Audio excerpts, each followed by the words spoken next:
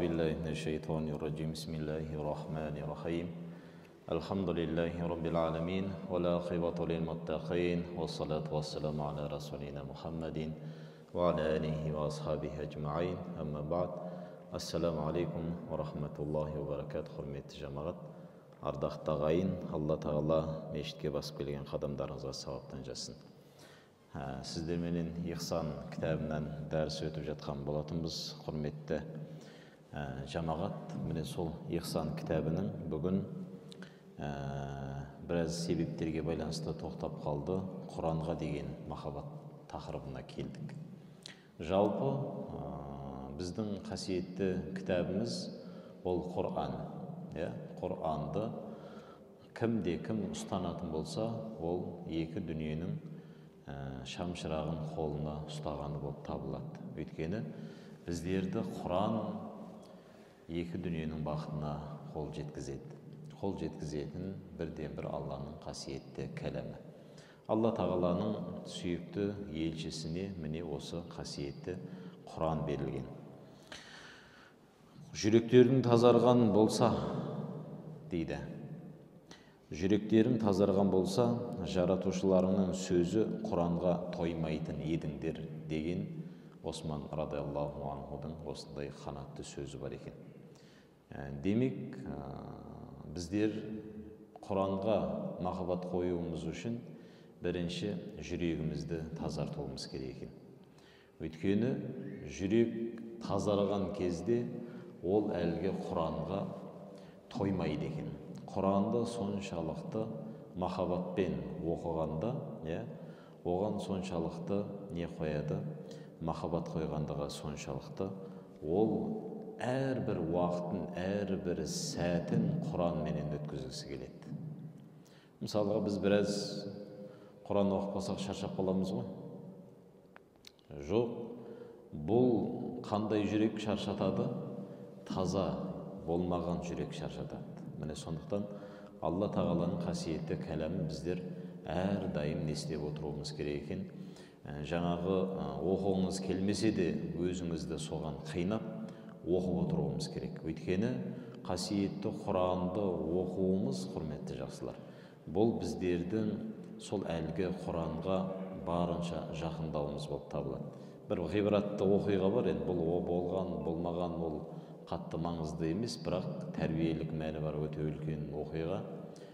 Бір ақсақал Құранды көп оқиды екен.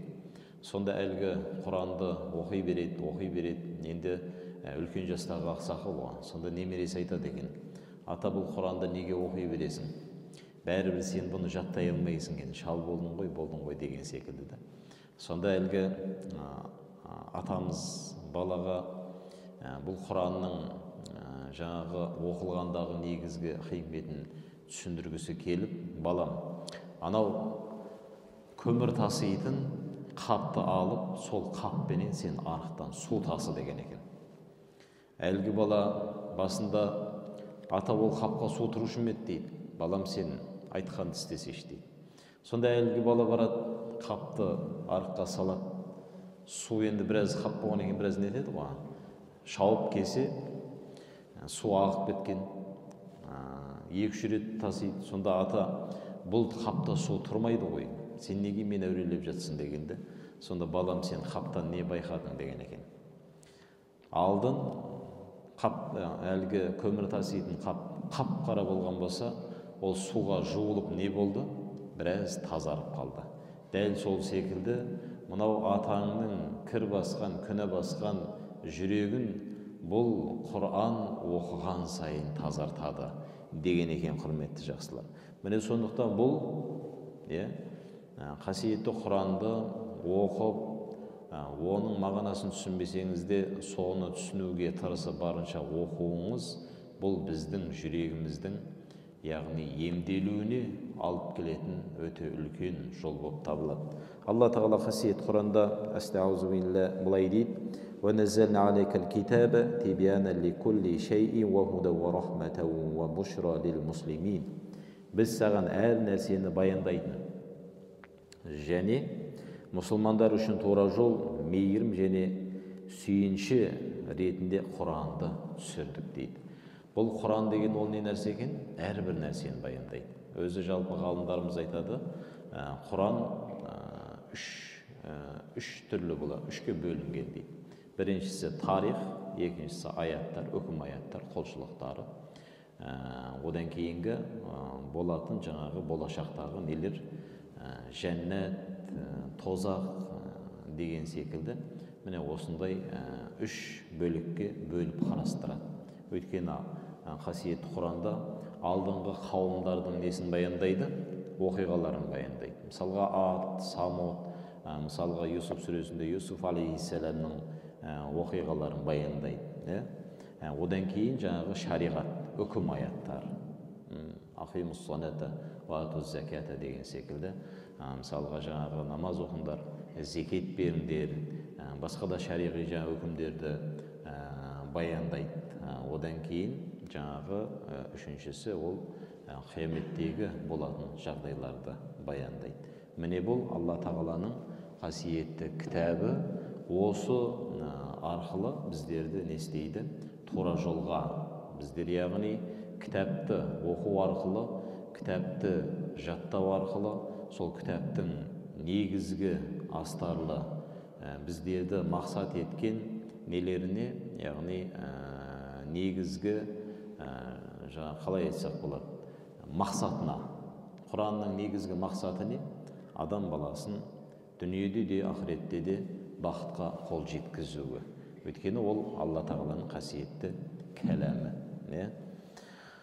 Міне сол Алла Тағала не деп жатыр? Бір саған әр нәрсені баяндайтын және мұсылмандар үшін тура жол, мейірім және сүйінші ретінде Құранды түсірдік.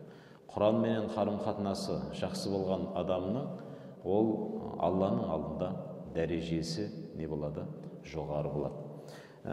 Бұхар-Жырау бабамыз былай деген екен, құрметті жамағат, Тәңірім сөзі Фұрқанды айт дейді.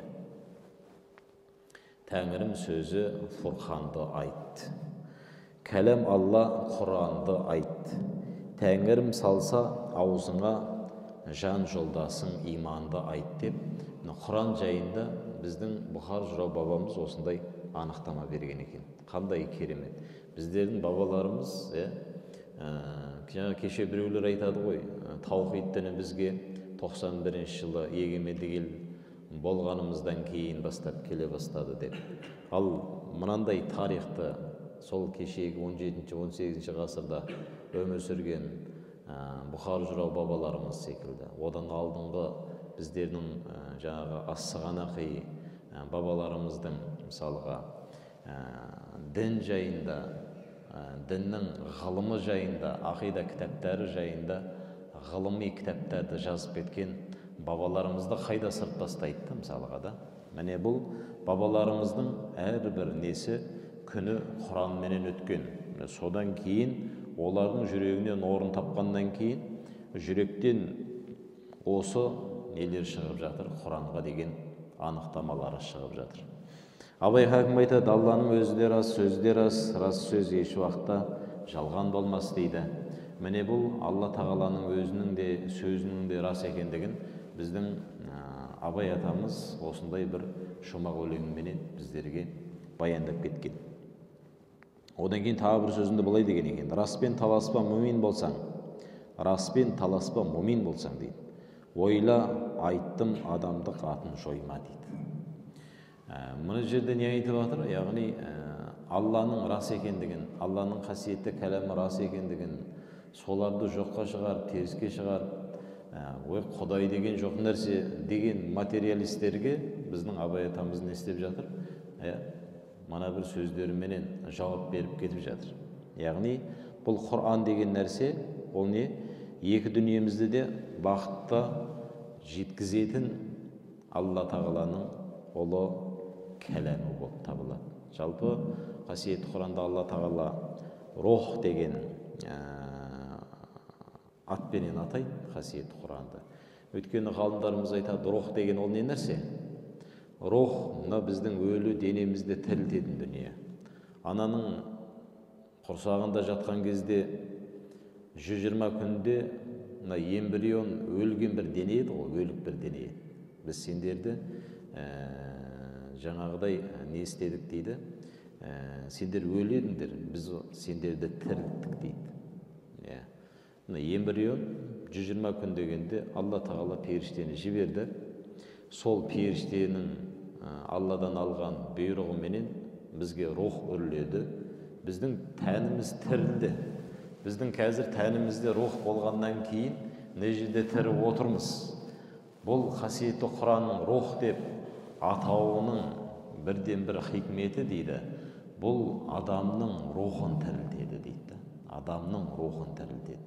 Адамның жүрегін тірілтеді. Өйткені адамның жүрегінің тірі болуы ол ақиқатты тануы. Алла тағала қасиетті Құранда айтады: "Ваказалика аухайна илейка рухам мин амрина" дейді. Мұхаммед саған осылайша әмірімізден бір рух уахи еттік дейді. Әмірімізден бір рух уахи еттік. Бұл жерде рух деп ғалымдарымыз айтады, қасиетті кітапта айтып жатыр. Демек, адамның жүрегі тірі болу үшін оның жүрегінде Құран болуы керек екен. Ал енді ол Құран кімнің жүрегінде болса, ол адамның дүниесін, ақиретін не істейді? Абаттандырады. Мына дүниеде Алланың әмірін орындағандығыңыз үшін Құдайдың алдында не істейсіз? Құдайдың алдына барған кезде әлгі әмірлерді орындап, тыйған әмірлерінен тыйылып барғандығыңыз үшін Алла тағала сол сізді өзіңіздің жаңағы істеген іс-амалыңызға қарай, шынайы ықыласыңызға қарай Алла тағала өзінің сауап қарымын, жәннәтінің несін береді, дәрежесін береді. Міне сол ғалымдарымыз рух деп айтылуының себебі, яғни хикметі сол дейді. Абу Умама радиаллаху анху пайғамбарымыз саллаллаху алейхи уассаламның Құранды оқыңдар, ол өйткені қиямет күні өзінің оқығандары үшін шапағатшы ретінде келеді деген хадисті жеткізген екен, құрметті жақсылар. Ал енді екінші бір хадисте, Амр ибн Ас радиаллаху анхудан жеткен хадисте пайғамбарымыз саллаллаху алейхи уассалам юқалу ли сахибил Құран дейді, қиямет күні Құран иесіне оқуда көтеріл деп айтады дейді. Оқуда көтеріл. Міне басқа бір хадистерде жәннаттың 100 дәрежесі бар деп келеді. Әлгі 100 дәреженің ең жоғарғысында болатындар ол қасиетті Құранды шынайы Құдай үшін жаттап, сол Алланың разылығы үшін амал еткен адамдар. Міне сол әлгі осы хадисті айтқанда оқуда көтеріле бер. Сенің ең соңғы аяттың біткен жерің сенің баратын мәнзілің сол деп айтады. Яғни сенің баратын мекенің, барып тоқтайтын мекенің сол жер деп айтады. Міне Құран бізді қайда алып бара жатыр, құрметті жақсылар? Құран бізді, сіздер менен біздерді Алла тағала қасиетті Құранда кәррамна бәни Адама дейді. Біз адам баласын құрметті етіп жараттық дейді. Яғни адам баласы осы жердегі отырғанымыз бар, бұл жердің сыртындағы отырғанымыз бар. Бұлардың барлығы адам баласы жалпы жұмыр басты пенде, ол құрметті етіп жаратылған. Алла тағала оны өзінің құдіретіменен құрметті етіп жаратты.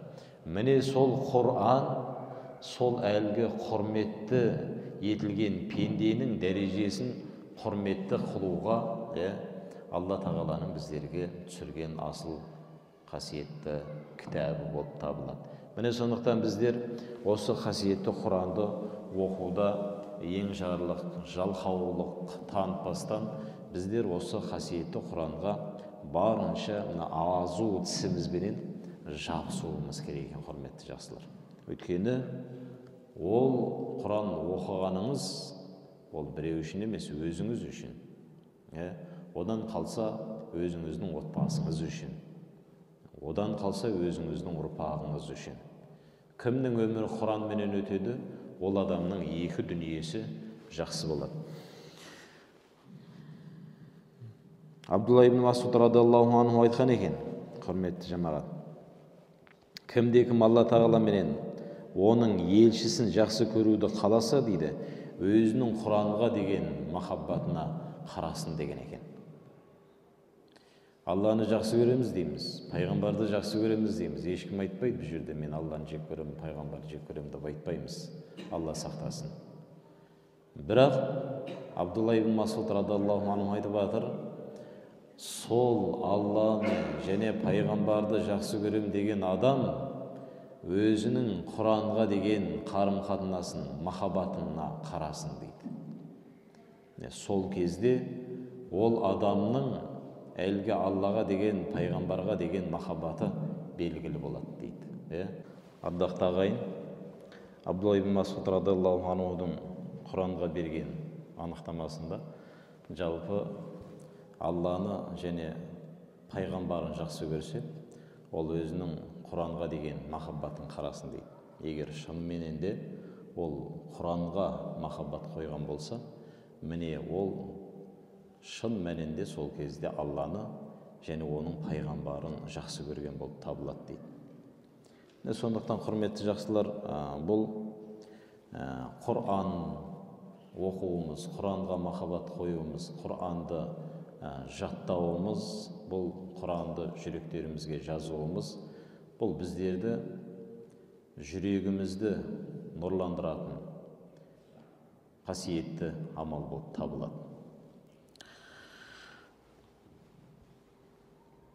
Мысалы, Хазіреті Омар радиаллаху анху, Хазіреті Осман радиаллаху анхулар риуаяттар бойынша таңда тұрған кезде өздерінің Құрандары болған ғой, соларды сүйіп, құшақтап қоятын болған екен. Сүйіп, маңдайына сүйіп, нетіп, маңдайына битіп басып, бұл қасиетті Құран деп, таңда тұрған кезде Құранға сондай құрмет көрсететін болған екен. Икрима радиаллаху анху Құран кітапты алып, бетіне, көзіне тигізіп жылап, Раббымның сөзі, Раббымның кітабы деген сөздерді айтатын болған екен. Абдулла ибн Омар радиаллаху анхудың міне риуаятында Икриманың осылай айтатындығын, осылай Құранға деген құрметінің көрсететіндігін осылай жеткізген. Ибн Масуд радиаллаху анхудан жеткен хадисте бірде пайғамбарымыз саллаллаху алейхи уассалам маған Құран оқы деп бұйырды дейді. Сонда Алланың елшісі, бұл Құран қасиетті, Құран сізге түсті емес па? Бұл Құран сізге түсті ғой, мен қалай оқимын деген кезде, міне сол кезде пайғамбарымыз саллаллаху алейхи уассалам мен басқадан оқығанды, естігенді жақсы көремін деп айтты дейді. Сонда Абдулла ибн Масуд радиаллаху анху әр үмметке бір айғақ келтіріп, сені де оларға куә етіп келтірсек қандай болар еді деген аятқа келген кезде пайғамбарымыз саллаллаху болды, тоқта деген екен. Сонда пайғамбарымыз саллаллаху алейхи уассаламға қарадым дейді. Сөйтсем пайғамбарымыз көзіне жас алып жылап отыр екен дейді. Яғни бұл Құранды оқыған кезде егер қандай да бір адамның жүрегі таза болса, оның көзінен жас шықпай қоймайды. Жас шықпай қоймайды. Өйткені адамның көзінен жас шығып, Құранға деген махаббат қойып, адам Құран оқуы, ол адамның деңгейінің, яғни рухани деңгейінің сатысы жоғарылағанның бір көріністері болып табылады. Міне, сондықтан біздер Құранды оқыған кезде барынша ықылас қылып тұрып, барынша қасиетті Құранды өзінің жаңағыдай тәртібіне ораттелил Құр'ана тартила дейді ғой. Сол өзінің жаңағы Алла тағала пайғамбарымызға қалай түсірген болса, дәл сондай етіп оқуға барынша өзімізді не істеуіміз керек, соған тәрбиелеуіміз керек. Міне, бұл Құранды жиі оқуымыз, құрметті жақсылар. Құранды жиі оқуымыз, ол біздердің тілімізге әлгі Құранды жеңіл оқуымызға, және де адам Құранды жиі оқығаннан кейін сол Құраннан бір ләззат алып оқуға дағдыланады екен. Өйткені Құранды оқыған кезде өзінің Құранның өзіндік бір ләззаты болады, құрметті жақсылар. Алла тағала сол нәрсені біздің жүрегімізге сездірген болсын. Қандай да бір адам бір жақсы көретін адамменен сұхбаттасса, оның қасынан кеткісі келмейді ғой. Сол әлгі сұхбаттың өзіндік бір ләззаты болады. Сол ләззатты алғандығы үшін ол сол жерден кетпейді. Ал енді сіз қасиетті Құранды оқып жатқан кезде сіз кімменен сұхбаттасып отырсыз? 18 мың ғаламды жаратқан, сізді жаратқан, сіздің әке-шешеңізді жаратқан, бүкіл ғаламды жаратқан, бүкіл сізге жақсылықты беріп отырған, сізге бала-шағаны беріп отырған ұлы жаратушы Раббымыздың қасиетті Құранын оқып жатырмыз. Сонымен тілдесіп жатырмыз, құрметті жақсылар. Міне сондықтан біздер бірінші махаббат қоюымыз керек болған нәрсе ол осы Алла тағаланың қасиетті кәләмі Құран екен. Осы Құран арқылы біз Алланы және де Алланың елшісін естейтін боламыз. Жақсы көретін, соларға махаббат қоятын, соларға шынайы махаббат қоятын болып табыламыз. Мұхтар Әуезовтің мынау жаңағы Абай жолы романында Зирияны әжесі қайтыс болған кезде, Абай атамыздың, сол кезде Абай атамыз жаңағы Зире әжесінің төсегіне отырып, қасиетті Құранды оқып бастап, бір аптада 2 рет Құран хатым еткен екен. 2 рет Құранды хатым еткен. Сонда Құнанбай атамыз ұрсады екен. Сен бір аптаның ішінде 3 рет, 4 рет хатым етуге болатын уақыт болды. Сен жай оқисың деп. Құранды сен жай оқисың. Бір аптада 2 рет хатым сүріп жатыр.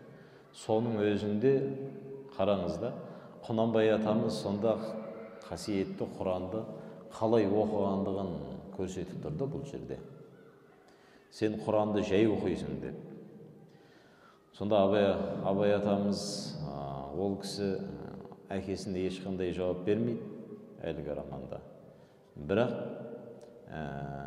Мұхтар Әуезовтің жазуы бойынша кейбір параларда мағынасына үңіліп, Абай атамыз сол әлгі жаңағы Құранды нақышына келтіріп, оның астарына үңіліп көп отыратын болған екен дейді.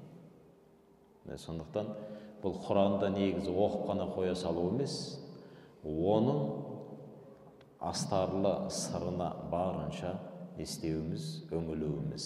Міне сол кезде бұл Құранның негізгі мақсаты орындалған болып табылады. Өйткені Құранды зыр етіп оқи салу оңай, бірақ оның астарлы мағыналары, мысалға қасиетті Құран 604 беттік бір кітап. Ал енді ғалымдарымыз оның тәпсірін жазған кезде 10 тәпсір, 15 тәпсір, мысалға 10 томдық, 15 томдық кітаптар том-том болып, оның астары әр ғалымның өзінің шамасына қарай несі тәпсірлер жазылып кете береді оның. Үшінші дейді, бұл жаңағы Құранды оқыған кезде сол әлгі мінезімізді Құран үйреткен мінезбенен сәйкестендіру. Құранды жаттап алу, ол адам баласына қабілет береді. Жаттау қабілеті жақсы болады біреулердің. Сол қасиетті Құранды жаттап алады, зырылдатып оқып жүреді. Бірақ Құран біздерді тәрбиелейтін негізгі көркем мінезге жетелеуі қажет. Негізгі мақсаты сол. Мысалға, қандай да бір адам Құранды жаттап алуы мүмкін, бірақ оның астарлы мағыналарын түсінбеуі мүмкін ешқандай. Міне сондықтан пайғамбарымыз саллаллаху алейхи уассаламнан, яғни пайғамбарымыз саллаллаху алейхи уассаламның мінез құлқын сұрағанда Айша анамыз айтады, ол тірі жүрген Құран еді ғой дейді. Яғни пайғамбарымыз ол тірі Құран еді. Мынау біздің алдымыздағы тұрған жазылған кітап болған болса, пайғамбарымыз ол тірі Құран еді. Өйткені бүкіл Құранның құндылығы пайғамбарымыз саллаллаху алейхи уассаламның бойынан табылатын еді. Сондықтан ардақты ағайын, құрметті жақсылар, Алла тағала сол қасиетті Құранымызды Құдай біздерге осы Құранды оқып, соған жаттап, соған амал етуді Алла тағала біздерге нәсіп етті. Бұл Алланың берген ең үлкен сіздер менен біздерге бағы. Бір ғалымның айтқан сөзі бар. Бұл қасиетті Құран адам баласына берілген ең үлкен нығмет дейді. Ал енді бұл нығмет тіптен періштелерге де берілмеген деген екен. Өйткені адам баласы Құран оқыған кезде періштелер сол әлгі Құранды тыңдап қалуға өңіледі деген екен, құрметті жақсылар. Міне сондықтан кім Құран оқып жатса, сол әлгі Құранды оқып жатқан пендені тыңдауға періштелер не істейді? Өңіледі. Сондықтан бұл қасиетті Құранды Алла тағала сіздер менен біздерге ең үлкен нығмет етіп берген. Алла сол Құран менен өмір сүруімізді нәсіп еткен болсын. Ахири дауана ва алхамдулиллахи раббил аламин. Бирахматика я архамар рахимин. Амин.